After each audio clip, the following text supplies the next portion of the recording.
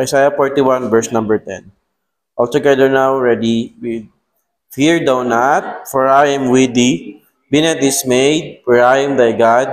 I will strengthen thee, yea, I will help thee. Yea, I will uphold thee with the right hand of my righteousness. Father God in heaven, may you comfort us as we have your word tonight. In Jesus' name we pray. Amen. You may be seated po mga kapatid.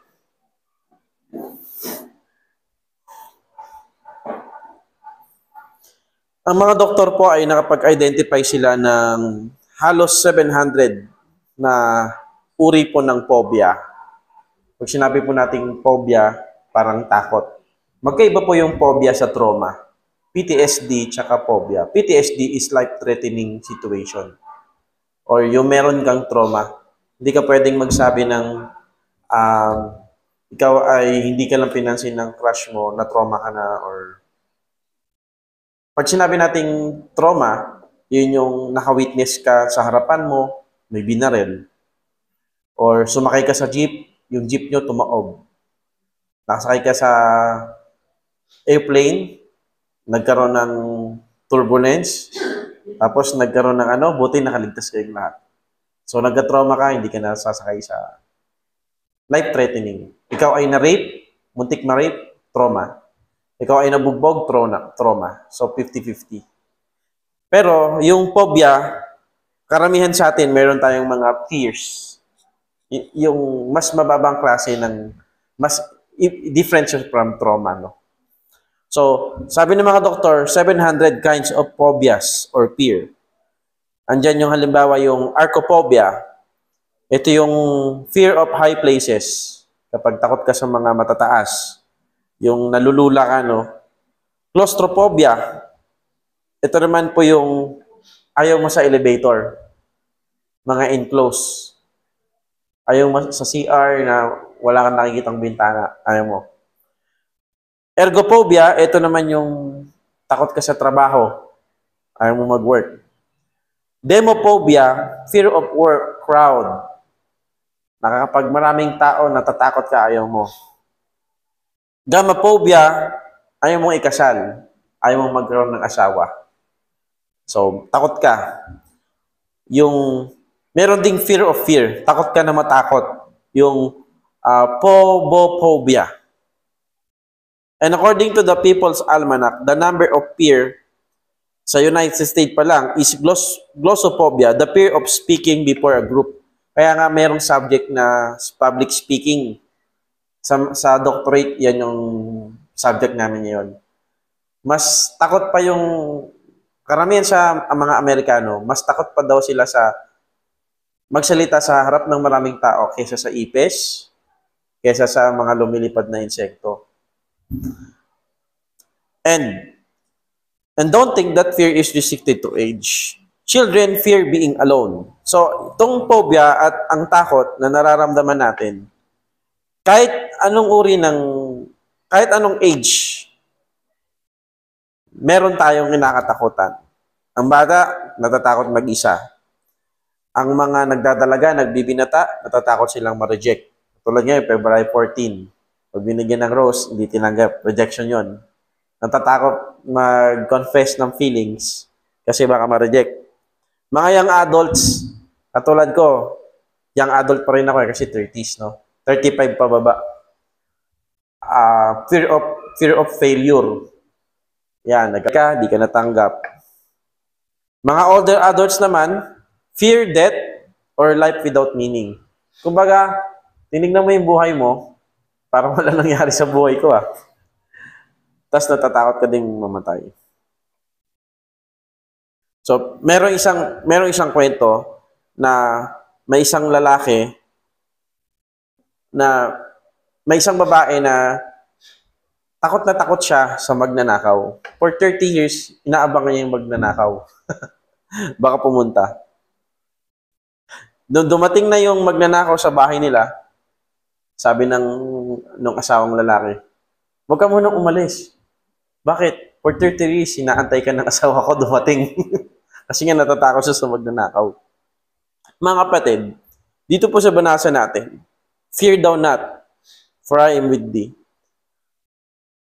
Be not dismayed, for I am thy God. I will strengthen thee, yea, I will help thee, yea, I will uphold thee with the right hand of my righteousness.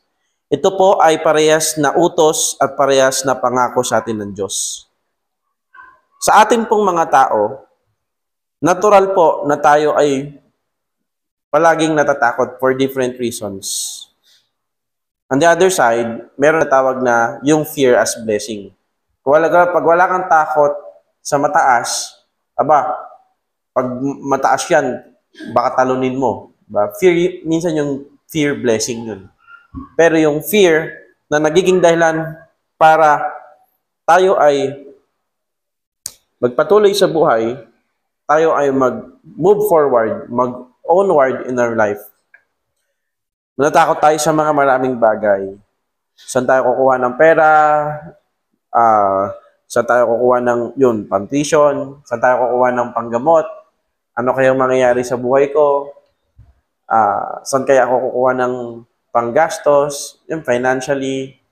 Sa mga nagte-32, 31, mga babae, natatakot, baka hindi na makapag-asawa.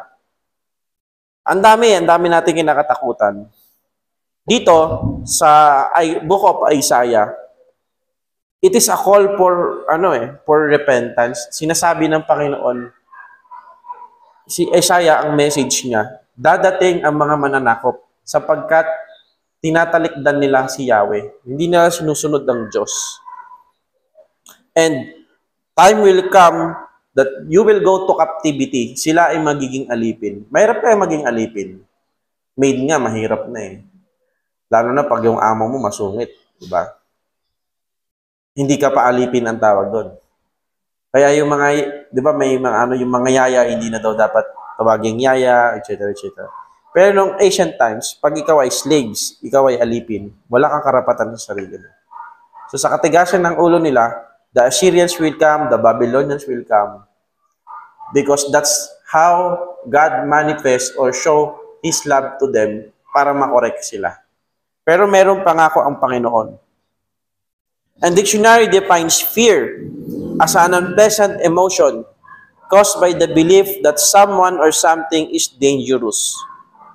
Yan, likely to cause pain or a threat or terror. Yung masaktan tayo, merong mga nagbabanta sa atin, nakakatakot yan.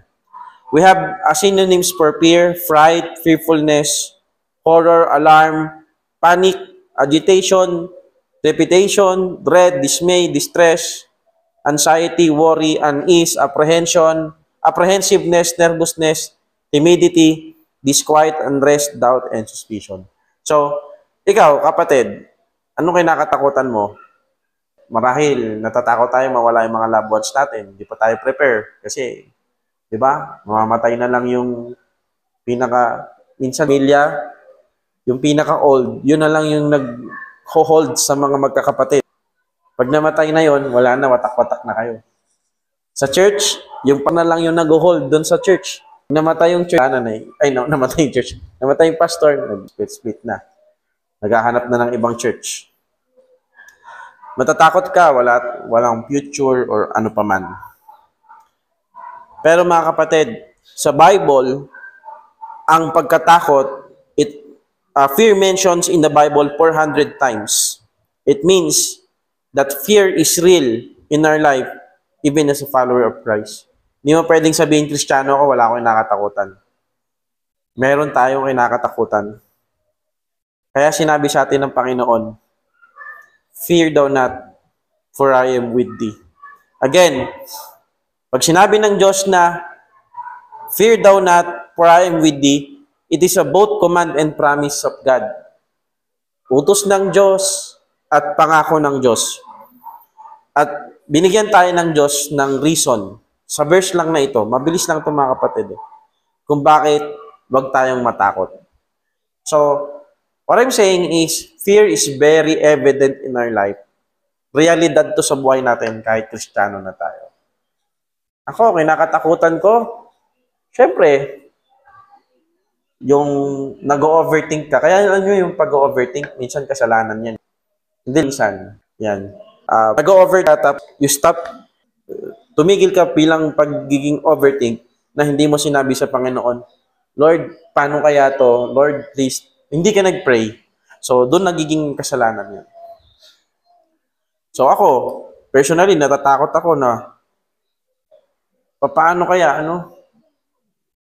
mamatay yung mga mahal mo sa buhay, parang guguho yung mundo mo eh.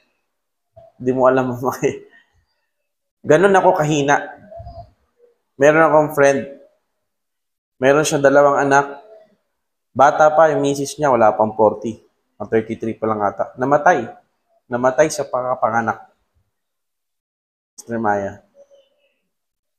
Naalabas yung baby, mamaya-maya, namatay. So sabi ko, Lord, please, all of me, no reservation, I'll give all my life.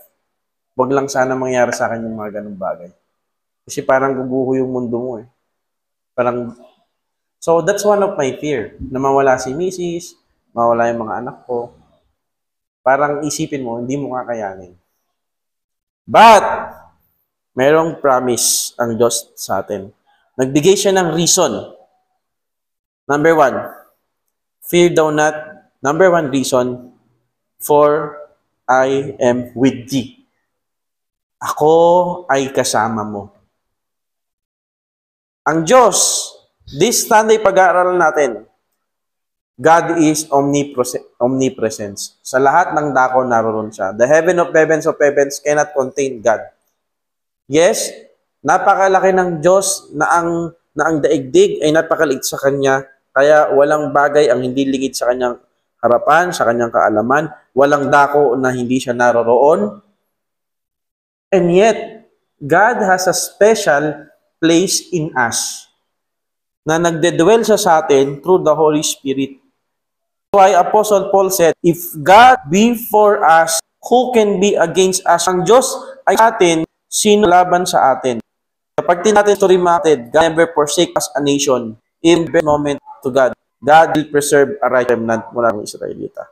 Sa atin, ang daming pagkakataon, ang tigas-tigas ng ulo natin. Sinabi ng pag-anak ka ng Diyos, ganito ka dapat tumakad. Sinabi ng wag mong pipiliin yung mali. Sinabi ng ang kasalanan, magdudulot sa iyo yan ng kahirapan. Pero yung puso natin, lagi nagwa-wonder, we always want kung ano yung gusto natin, di natin na-acknowledge si Lord. And then kapag nandun na tayo sa desolation, pararamdaman sa atin ng Panginoon, His mercy ay palaging bago, ang kanyang biyaya ay palaging bago, at i-assure niya tayo na lagi siyang open arms, lagi siyang nandyan sa atin. So kung meron man tayong kinakatakutan, palagi nating aalalahanin, kapatid, may Diyos ka. Amen? Kasama mo ang Diyos. Andiyan ang Holy Spirit nagdedwell sa atin. Kung ikaw ay naranasan nyo na ba nung high school kayo, meron kang kaibigan na matangkad, tas ewan ko sa mga babae kung meron kayong ganun. Meron kang kaibigan na matangkad, malaki katawan. Talagang wala makikipagsuntukan o makikipagsampalan sa iyo kapag kaibigan mo siya. Confident ka. How much more yung gumawa ng langit at lupa, ang sabi niya, kasama mo ko. So kasama tayo ng Diyos sa lahat ng ating moments na kahit tayo ay natatakot. God is with us. Number 2, for I am with thee, be not dismayed. Huwag kang matakot, huwag kang madismaya. For, number 2 reason, for I am thy God. Pinapaalala sa kanila ng Panginoon kung sino siya. Siya ang Diyos na gumawa ng lahat ng bagay. Parang, every time na, ang application na to, every time na matatakot tayo, every time na mag-worry tayo, every time na mag-aalala tayo, every time na nagkakaroon tayo ng, alam mo yon, yung pag-iisip natin sobrang intense, na stress tayo. Ang Diyos nasa sayo, at sino ba yung Diyos na nasa sayo? For I am with thee, for I am thy God. Bakit hindi po mahing Diyos natin? Hindi po siya nanlulupaypay, hindi po siya nakakalimot, never po nababawasan ng kanyang kapangyarihan, never niyang nalimutan kung ano yung pangangailangan natin. Lagi siyang on time, hindi siya nalilate. Siya yung Diyos na kaya niyang gibain ang lahat ng bagay na ito sa isang slap ng kanyang finger. At sa isang snap ng kanyang finger, kaya niya ding ibalik lahat. Yun ang Diyos na meron tayo. So, kung matatakot ka, kung meron tayong mga pinagpaalalahanan sa buhay, mga kapatid, the creator of this world is your God. Sometimes, we forgot who is our God. And when we forgot who is our God, madali tayong nadidismaya. Kapatid, Diyos yun, no, na nasa iyo.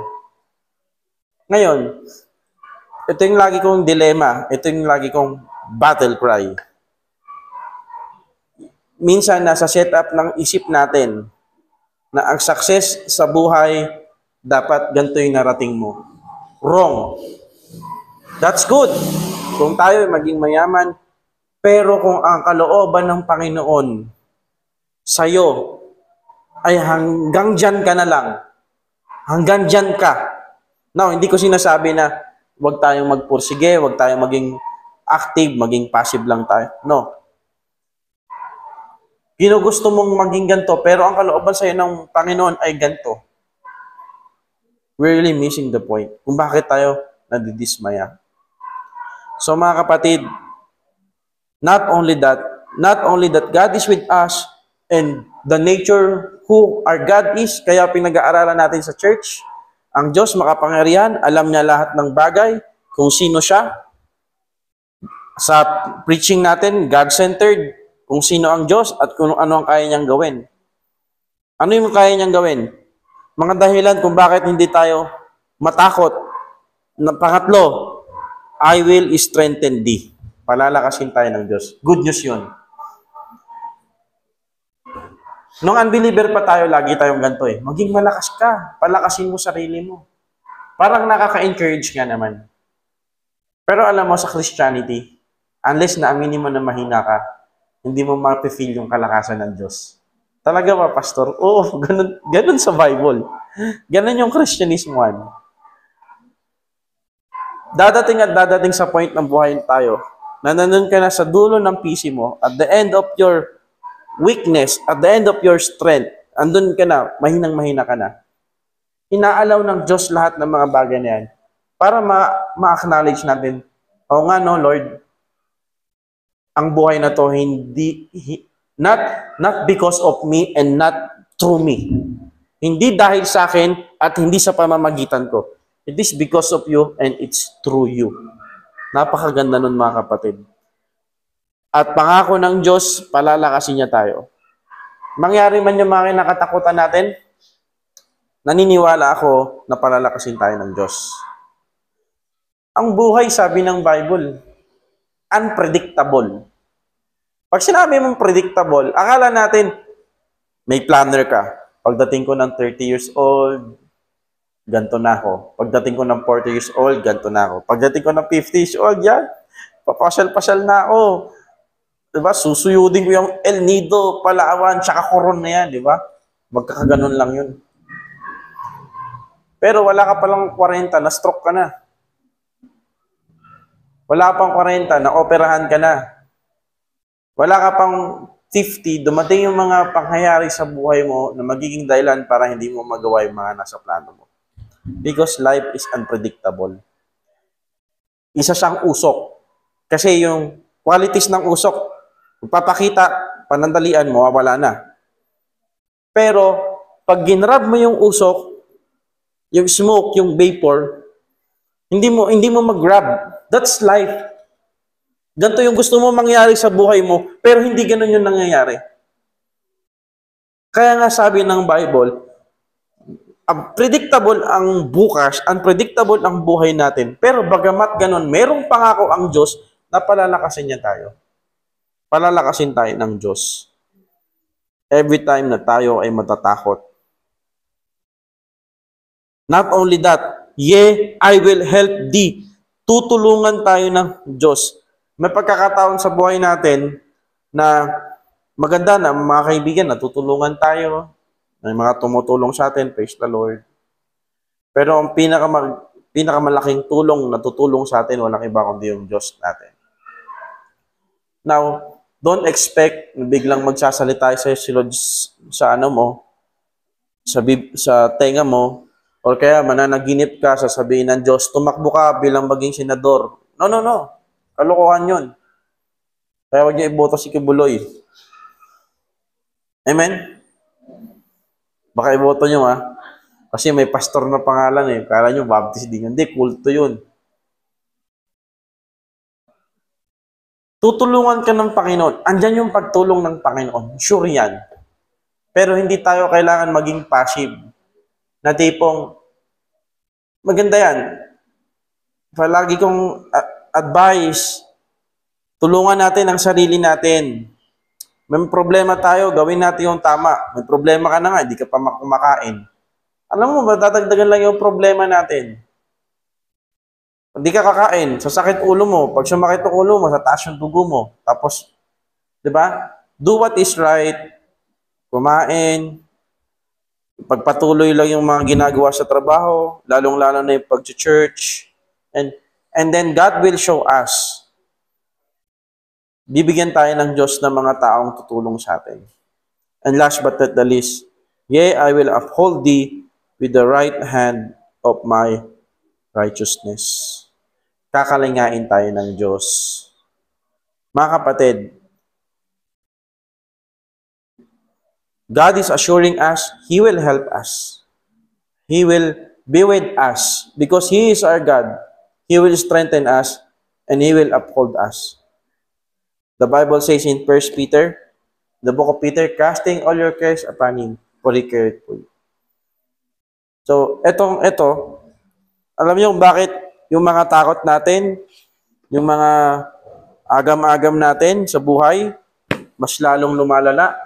Parang itong tatlong libro na to, kahit dalawa na lang, dalawang hymnals, siguro nasa lang to, kalahating kilo. Kalahating kilo lang to. Magaan o mabigat? Magaan lang, tama po. Pero ito, nagiging mabigat pag matagal na nating kapit-kapit, dala-dala. Same with us. Same in our problems, in our trials. Nagiging mabigat yung mga daladalahin natin kapag pinapatagal natin sa kamay natin. Kaya sabi ng Bible, cast your burden unto the Lord. Cast your cares upon Him, for He careth for you. Mga kapatid, wag po tayong matakot. Let's all stand up and let's go to the Lord in prayer. Father God in heaven, we are so grateful that this moment, we have you. You are our God. In our dismay, in our fear, you promise us, Lord, that you will help us, you will uphold us, you will strengthen us, because you are our God, and you are with us. If you are with us, nothing can go against us. Nawa po ang mga katotohanan na ito ay magpalakas po sa amin sa lahat po ng mga troubles that we experience in our life. Life is unpredictable. We cannot grab it. Though we plan, but Lord, hindi po namin control ang buhay namin. Kaya marami kaming kinakatakutan. Ngunit sinabi niyo po sa inyong salita, you promise us na tutulungan niyo po kami. Brother and sister in Christ, God is telling us tonight, trust me. Huwag kang matakot. Pagkatiwalaan mo ko. Can we just have a private moment with the Lord? And let's cast all of our cares to Him. And He promised us that He will care, uphold, strengthen us.